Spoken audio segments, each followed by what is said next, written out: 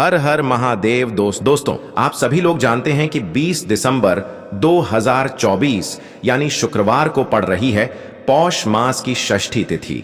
और दोस्तों, यह वह तिथि है जो पौष मास में पड़ने वाली सबसे बड़ी तिथि है, क्योंकि यह शुक्रवार के दिन पड़ रही है और इसका बहुत ही बड़ा और विशेष महत्व होता है।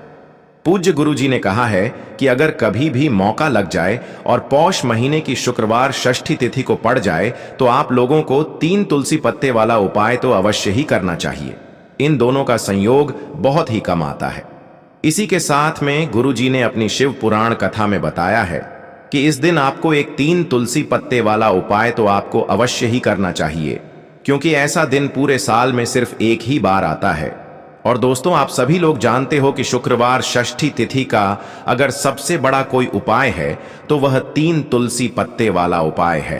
तो दोस्तों, शुक्रवार षष्ठी तिथि के दिन आप लोगों को इस 3 तुलसी पत्ते वाला उपाय को जरूर करना है। बहुत सारे लोग होंगे जिन लोगों ने इस उपाय को ना किया हो, मतलब पूरा साल निकल गया, उन्होंने किसी भी दिन इस 3 तुलसी पत्ते वाला उपाय को ना किया हो। पर दोस्तों, आपके पास एक आखिरी मौका बचा हुआ है, जो कि 20 दिसंबर शुक्रवार षष्ठी तिथि के दिन है। इस दिन आप लोगों को इस वाले उपाय को जरूर कर लेना है। भले ही आपने पूरे महीने भर इस उपाय को ना किया हो, पर अगर आपने इस पौष महीने के शुक्रवार षष्ठी तिथि के दिन अगर इस वाले उपाय को कर लिया तो आपको इस उपाय को करने का वह फल मिलेगा जिसकी आपने कभी कल्पना भी नहीं करी होगी। इसीलिए आप लोग इस वाले उपाय को एक बार जरूर कर लेना है, ताकि आप लोगों के हाथ से यह मौका ना जा सके और आपको इस उपाय को करने का फल मिल सके। दोस्तों, यह उपाय पंडित जी ने अपनी अभी की ही श्री शिव महापुराण की कथा में बताया है। जी, इस उपाय को आज हम आपको बहुत अच्छे से समझाने वाले हैं।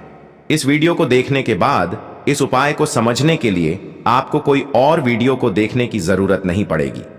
तो चलिए दोस्तों, उपाय को शुरू करते हैं। देखिए, ये इस पौष महीने के शुक्रवार षष्ठी तिथि के दिन यह इतना खास होता है, इतना महत्वपूर्ण होता है। देखा गया है कभी कभी बड़े बड़े पूजा पाठ अनुष्ठान से जो मनोकामना पूर्ण नहीं होते, वह पौष महीने की शुक्रवार षष्ठी तिथि के दिन एक छोटे से उपाय करने से ही आपकी मनोकामना पूर्ण हो जाती है। और बहुत सारे लोगों ने इस उपाय को किया भी है और उनको इस उपाय को करने का फल भी जरूर मिला है। अगर आप लोग भी इस उपाय को करना चाहते हैं तो आप इस उपाय को पहले अच्छे से समझ लेना, सुन लेना, उसके बाद करना।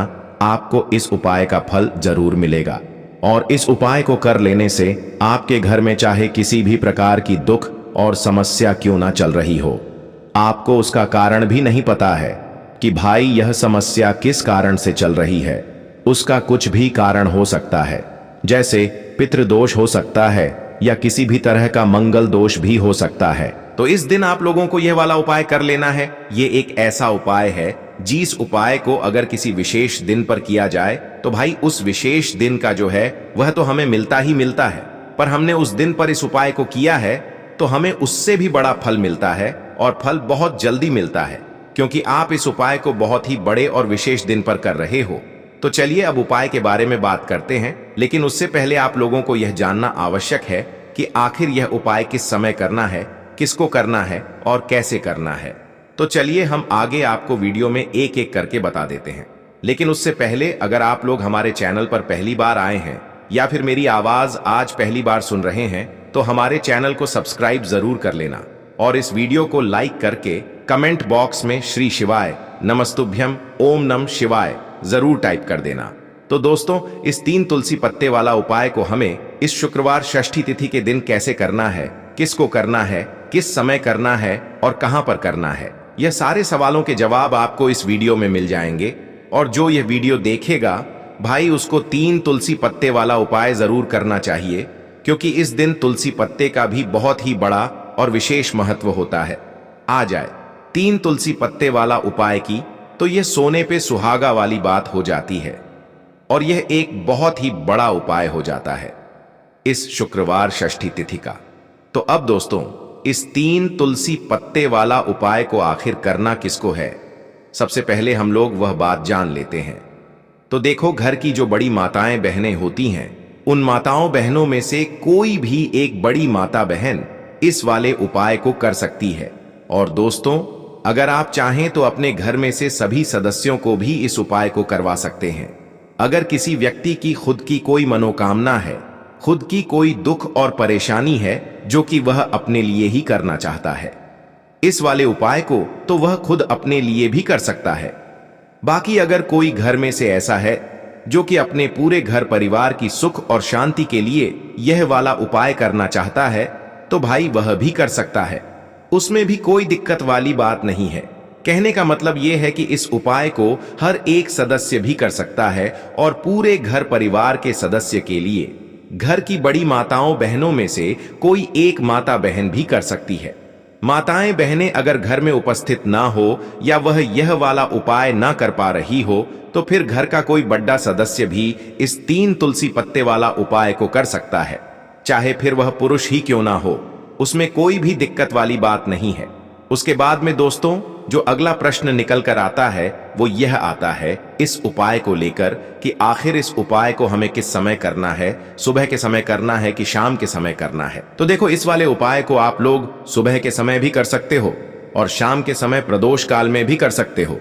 अब अगर आप पूछो कि भाई सबसे उत्तम समय कौन सा रहेगा इस 3 तुलसी पत्ते वाला उपाय को करने का, तो हम आपसे बस यही कहेंगे कि इस उपाय को आप सुबह के समय करेंगे तो ज्यादा बेहतर होगा। बाकी अगर प्रदोष काल शाम के समय भी करेंगे तो भी अच्छा होगा, उसमें कोई भी दिक्कत वाली बात नहीं है। तो अब दोस्तों जो अगली सबसे बड़ी और महत्वपूर्ण बात आती है वह यह आती है कि सुबह अगर हम उपाय को करेंगे तो हमें कितने बजे से लेकर कितने बजे तक के बीच में करना है, और शाम के समय प्रदोष काल में करेंगे तो हमें कितने बजे से लेकर कितने बजे के बीच में करना है।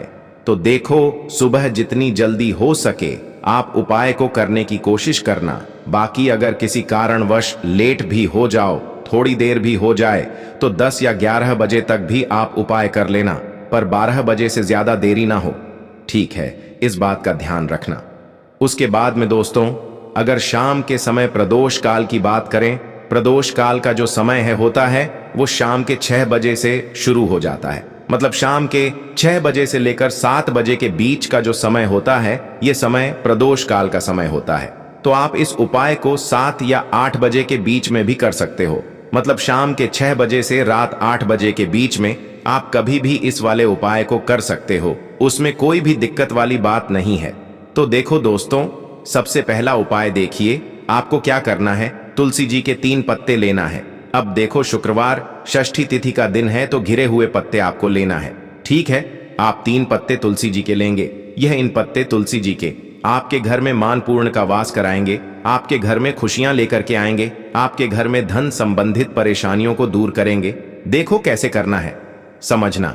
आप जैसे ही आप क्या करेंगे, 3 पत्ते आपको लेना है, साथ ही साथ आपको लेना है हल्दी, पीसी हुई हल्दी ले सकते हैं, या हल्दी की जो गांठ आती है ना, तो वो हल्दी की गांठ लेना और उसको पीस करके उसका पाउडर बना देना, और उसके बाद उसका उपयोग आप कर सकते हैं। 3 तुलसी के पत्ते के साथ में लेना है 1 चुटकी हल्दी, ठीक है? अब आपको क्या करना है, सबसे पहले तुलसी जी के वहां पर आप जाएंगे शुक्रवार षष्ठी तिथि के दिन सुबह से लेकर के शाम तक, रात्रि तक, जब आपकी इच्छा हो तब आप ये उपाय कर सकते हैं। आपको 3 तुलसी जी के पत्ते वहां पर तुलसी माता के सामने आपको रखना है, ठीक है? माटी के ऊपर भी रख सकते हैं या कुछ कपड़ा, लाल कपड़ा बिछाना और उसके ऊपर 3 पत्ते रखना, ठीक है? वहां पर तुलसी माता के वहां पर एक गोल बाती का दीपक आपको जलाना है, ठीक है? गोल बाती का अर्थात उसके अंदर घी होना चाहिए, ठीक है? ये जो दीपक होगा ये होगा भगवान विष्णु के निमित्त। अब आप ये दीपक आटे का भी ले सकते हो, माटी का भी ले सकते हो, ठीक है? अब आपको क्या करना है, दीपक आपने प्रचलित कर लिया, 3 तुलसी जी के पत्ते हैं, अब 1 चुटकी हल्दी जो है, हल्दी के अंदर थोड़ा सा जल मिलाना, ठीक है? और आप आपकी सीधे हाथ की चीठी उंगली के पास वाली उंगली अनामिका उंगली से आपको हल्दी की टीकी तीनों तुलसी जी के पत्ते पर लगानी है। जब आप पत्तियों पर टीकी लगाएंगे तो ओम नमो भगवते वासुदेवाय का जाप करना 11 बार, फिर एक तुलसी के पत्ते के ऊपर हल्दी की टकी लगाना। आ गई आपको बात समझ में? फिर वापस से 11 बार जाप करना, फिर एक और टकी लगाना, फिर वापस से 11 बार जाप करना, फिर वापस से टीके लगाना। देखो, भगवान विष्णु को हल्दी बहुत प्रिय है, भगवान विष्णु को तुलसी दल बहुत प्रिय है। अगर आप शुक्रवार षष्ठी तिथि के दिन इस प्रकार से उपाय करते हैं, भाग्य का साथ आपको मिलता है। कई लोग होते हैं ना जो बहुत मेहनत करते हैं लेकिन उनको पर्याप्त फल नहीं मिल पाता, तो उन लोगों के लिए विशेष करियो। जिन लोगों को सक्सेस नहीं मिलती है तो उन लोगों को यह उपाय करना चाहिए। करना क्या है, स्त्री पुरुष दोनों में से जो घर के हैं, जो घर में करना चाहते हैं, वह सब कर सकते हैं। देखो करना क्या है, तीनों पत्ते में से तीनों पत्ते आपको उठाना है और मां तुलसी से प्रार्थना करना है कि जीवन के सारे अंधकार माता आपको दूर करना है। ऐसी प्रार्थना करते हुए सबसे पहला जो तुलसी जी का पत्ता है वो आप आपके घर में लेकर के जाना, जहां पर भगवान विष्णु की फोटो हो या भगवान विष्णु के कोई भी अवतार हो, उनके सामने आपको यह पहला तुलसी दल का पत्ता आपको अर्पित करना है। शुक्रवार के दिन तुलसी जी का पत्ता, तुलसी दल जो अगर आप अर्पित करते हैं हल्दी लगा हुआ, तो भगवान विष्णु बहुत प्रसन्न होते हैं। जब आप रखोगे, जब आपकी जो भी इच्छा हो, उस समय जो भी आप सोच रहे हैं कि आपको यह कामना आपकी जो है, जो कई दिनों से परिपूर्ण नहीं हो रही है, वो आपको बोलना है और यह तुलसी जी का पत्ता आपको भगवान विष्णु के चरणों में अर्पित कर देना है। पहली बात आ गई समझ में। पहला जो पत्ता है भगवान विष्णु को अर्पित कर दिया। दूसरा जो पत्ता है वह आपको ले जाना है आपके घर में, जहां कहीं भी आप धन रखते हैं ना वहां पर, और यह दूसरा पत्ता आपको वहां धन रखने वाले स्थान पर आपको रख देना है। जब आप धन रखने वाले स्थान पर रखोगे तो ओम महालक्ष्मी नमः का जाप कर सकते हैं, भगवान विष्णु के मंत्रों का जाप कर सकते हैं। कुछ भी आप मंत्रों का जाप करें, आप मंत्रों का जाप करें और उसके बाद यह तुलसी जी का पत्ता आप रख दें। देखो तुलसी जी का पत्ता आप लाल कपड़े में भी रख सकते हैं या इसे खुला भी रख सकते हैं, बस थोड़ा सा ध्यान रखना, उनको हानि नहीं होना चाहिए। ठीक है, दूसरा पत्ता आपने रख दिया जहां पर आप धन रखते हैं, और तीसरा जो पत्ता है वह आपको रखना है आपके घर के रसोई घर में, और रसोई घर में ऐसे स्थान पर रखना, शुद्ध स्थान पर, जहां पर ध्यान रखना, शुद्धता और पवित्रता का विशेष आपको ध्यान रखना है। ऐसी जगह पर मत रख देना जहां पर शुद्धता पवित्रता नहीं हो। ठीक है, तीसरा पत्ता आपको वहां पर रखना है। शुक्रवार के दिन यह 3 पत्ते आपको आपके घर में ही रखना है और आपके घर की धन से जुड़ी परेशानी, धान से जुड़ी परेशानी, साथ ही साथ घर में सुख समृद्ध से जुड़ी कोई परेशानी हो, वो तीनों दूर हो जाती है। ये तीनों पत्ते आप शुक्रवार के दिन रखेंगे और अगले शुक्रवार को अगर आप पूजन करना चाहते हैं तो तीनों पत्तियों पर मात्र एक एक टीके वापस से आपको हल्दी की लगा देनी है। ठीक है, ध्यान रखना तुलसी जी जो है वो बासी नहीं होते हैं। कितने दिन तक? 6 महीने तक। तो आप 6 महीने तक लगातार आप टीकी लगा सकते हैं, तो आप लगा सकते हैं। नहीं तो अगर नहीं भी लगाते हो तो भी कोई दिक्कत नहीं है। वैसे कि वैसे तुलसी जी के पत्ते वहां पर रखे रहने दें, और उसके बाद जब भी आपको ऐसा लगता है थोड़े से खंडित हो गए हैं तो आप इन्हें किसी भी जल में प्रभावित कर सकते हैं या तुलसी जी की जड़ में आप रख सकते हैं। तो यह हो गया पहला उपाय जो कि सबसे ज्यादा विशेष है, जो कि केवल और केवल शुक्रवार के दिन किया जाता है। अब हम बात करते हैं दूसरे विशेष उपाय की। देखिए, ये उपाय भी आपको तुलसी जी के पौधे के वहां पर करना है। आपके भाग्य का उदय करने के लिए आपके घर में धन संबंधित परेशानियां हैं, कर्ज की समस्या अगर दिन पर दिन बढ़ती जा रही है, खत्म नहीं हो रही है, बहुत ज्यादा परेशानियां हैं, तो आपको ये उपाय करना चाहिए। देखो करना क्या है, बहुत ध्यान से समझना। आपको मात्र तांबे के पात्र के अंदर जल लेना है, उस जल के अंदर एक चुटकी आपको हल्दी मिला देनी है। ठीक है, और साथ में लेना है एक कमल गट्टा। यह केवल उपाय शुक्रवार षष्ठी तिथि के दिन करना।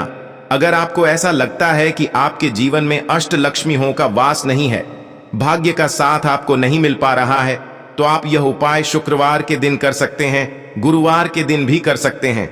ठीक है, शुक्रवार और गुरुवार दोनों दिन आप ये उपाय कर सकते हैं। देखो करना क्या है, इस तांब के पात्र के अंदर हल्दी डाली और एक कमल गट्टा डाला। अब आपको तुलसी जी के वहां पर जाना है। देखिए, जब आप हल्दी डालोगे जल के पात्र के अंदर, तब आपको ओम नमो भगवते वासुदेवाय का 11 बार जाप करना है। फिर हल्दी डालना है। जब आप कमल गट्टा डालोगे तब आपको ओम श्रीम नमः या ओम महालक्ष्मी नमः इस मंत्र का जाप करते हुए एक कमल गट्टा डालना है, 11 बार जाप करना है। ठीक है, कमल गट्टा और हल्दी दोनों होना चाहिए। कमल गट्टा महालक्ष्मी का प्रतीक माना जाता है। और हल्दी जो है वो भगवान विष्णु के निमित्त आप हल्दी डालेंगे। ठीक है, इस जल को आपको तुलसी जी की जड़ में अर्पित करना है। अर्पित करना है ओम नमो भगवते वासुदेवाय का जाप करते हुए। बस इतना सा उपाय करना। धन संबंधित कोई भी परेशानियां हैं वो सब दूर हो, ऐसी आपको प्रार्थना करनी है। कर्ज से जुड़ी कोई परेशानी हो तो ऐसी प्रार्थना करनी है कि यह दूर हो जाए। ऐसी कामना करते हुए यह दूसरा प्यारा सा उपाय आपको करना है। तो देखो, ये हो गया दूसरा उपाय जो कि आप सुबह से लेकर के शाम तक कर सकते हैं। गुरुवार या शुक्रवार के दिन सिर्फ एक बार ही करना है। अब जो कमल गट्टा है, कमल गट्टे को आपको वहीं पर तुलसी जी के वहां पर रखे रहने देना है। आपको उठाना नहीं है। वह कमल गट्टा चाहे तो आप तुलसी जी की वहीं पर गाड़ दें, ठीक है, तो भी चलेगा। तो इस प्रकार से आपको यह सुंदर सा उपाय करना है। अब हम बात करते हैं तीसरे उपाय की। ध्यान रखना, ये जो दूसरा उपाय है यह आपको आपके घर में ही करना है, बाहर कहीं पर भी मत करके आना, ठीक है। घर में अगर तुलसी जी हो तो ही आप ये उपाय कर सकते हैं। अब हम बात करते हैं तीसरे विशेष उपाय। देखो, भाग्य का साथ आपको मिले तो गुरु बृहस्पति को मजबूत करना बहुत जरूरी होता है। इसीलिए पूज्य गुरुदेव ने एक बहुत ही सुंदर सा उपाय बताया था, जो कि है पीले चावल का थोड़े से अक्षत लेना, चावल लेना। अगर आपको ऐसा लगता है ना कि आपको किसी भी चीज में सफलता नहीं मिल पा रही है, किस्मत का साथ आपको नहीं मिल पा रहा है, तो पीले चावल लेना।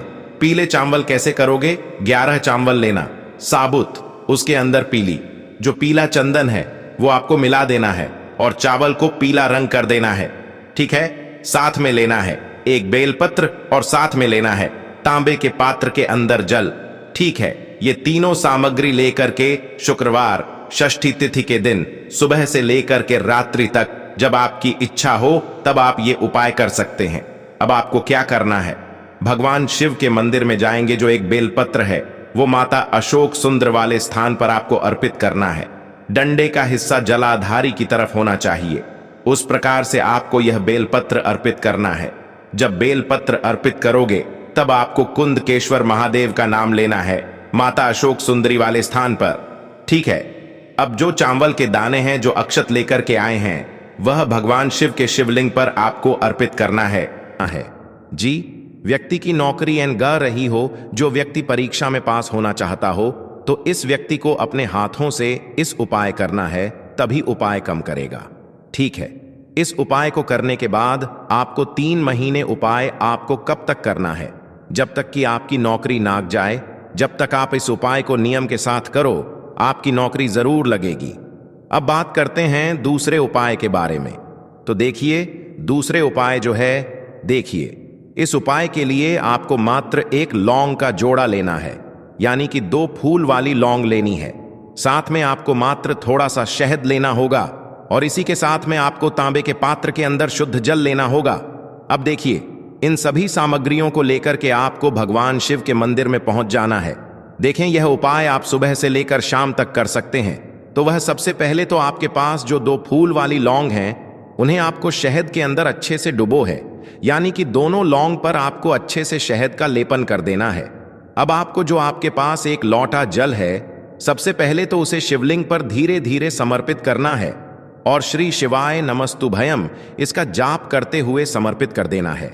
अब आपके पास जो 2 फूल वाली लौंग है शहद से, उसे आपको शिवलिंग पर अर्पित करना है और आपको प्रार्थना करनी है कि जीवन में जो रोग की स्थिति है वह समाप्त हो, जीवन के जो संकट और समस्याएं हैं वह सभी समाप्त हो, जीवन से जो कर्ज की समस्या है वह समाप्त हो। इस प्रकार से प्रार्थना करते हुए यह जो 2 फूल वाली लौंग ही शहद संयुक्त, इससे आपको शिवलिंग पर अर्पित कर देनी है। आपकी जो भी समस्या होगी इस शुक्रवार के दिन अवश्य ही समाप्त हो जाएगी। तो इस प्रकार से आपको पहला उपाय करना है। अब हम बात कर लेते हैं दूसरे उपाय के बारे में। देखो, यह उपाय आपके लिए सर्वश्रेष्ठ होने वाला है। देखिए, इस उपाय है खंडित नहीं होने चाहिए, इस बात का ध्यान रखें। और इसी के साथ मैं आपको एक तांबे के पात्र के अंदर अपने घर से शुद्ध जल ले लेना है। अब दोस्तों, इन सभी सामग्रियों को लेकर के आपको सीधे पहुंच जाना है भगवान शिव के मंदिर में। देखिए, इस उपाय को भी आप सुबह भी कर सकते हैं और शाम के समय में भी कर सकते हैं। देखिए, भगवान शिव के मंदिर में पहुंचने के बाद आपके पास जो 5 हरे मूंग हैं, उनमें से पहला जो हरा मूंग है, आपको शिवलिंग के सामने जो नंदी महाराज होते हैं और उनका जो पैर उठा हुआ होता है, वहां पर आपको पहला हरा मूंग समर्पित कर दे है और आपको ओम नमः शिवाय इसका जाप कर लेना है। फिर आपको दूसरा हरा मूंग लेना है और शिवलिंग पर जो श्री गणेश जी वाला स्थान होता है, वहां पर आपको यह दूसरा हरा मूंग समर्पित कर देना है। यानी कि शिवलिंग के सीधे तरफ आपको यह दूसरा हरा मूंग समर्पित करना है और फिर आपको ओम नम शिवाय या फिर श्री गणेशाय नम इसका जाप कर लेना है। तीसरा, हरा मूंग का दान आपको भगवान शिव की सबसे प्रिय पुत्री माता अशोक सुंदरी वाले स्थान पर समर्पित करना होगा। शिव की जो जलाधारी होती है, जहां से जल बह करके आता है, उसी जलाधारी के बीच में जो कहीं कहीं उठी हुई लाइन होती है सांप की आकृति के रूप में, वहीं पर आपको तीसरा हरा मूंग समर्पित करना है और फिर आपको ओम नमः शिवाय इसका जाप कर लेना है। अब दोस्तों, चौथा जो हरा मूंग है, उसे आपको भगवान कार्तिकेय जी का जो स्थान होता है शिवलिंग पर, वहां पर आपको यह चौथा हरा मूंग का दाना समर्पित कर देना है और आपको ओम नमः शिवाय इसका जाप कर लेना है। अब दोस्तों, आपके पास जो 5वां और अंतिम हरा मूंग बचा हुआ है, उससे जल के पात्र के अंदर डाल देना है और इस हरे मूंग से युक्त जल से आपको भगवान शिव के शिवलिंग का अभिषेक कर देना है। जल आपको बिल्कुल धीरे धीरे समर्पित करते जाना है और लगातार आपको शिव महापुराण के मूल श्री शिवाय नमस्तुभयम इसका जाप करते रहना है। फिर आपको शिवलिंग के सामने बैठकर, यदि आप अपने बच्चों के लिए यह उपाय कर रहे हैं, यदि आप अपने बच्चों की बुद्धि, ज्ञान और विवेक के लिए उपाय कर रहे हैं, तो उसके लिए आपको प्रार्थना कर लेनी है। या फिर व्यापार में वृद्धि करने के लिए यह उपाय कर रहे हैं, तो उसकी कामना करते हुए आपको प्रार्थना कर लेनी है।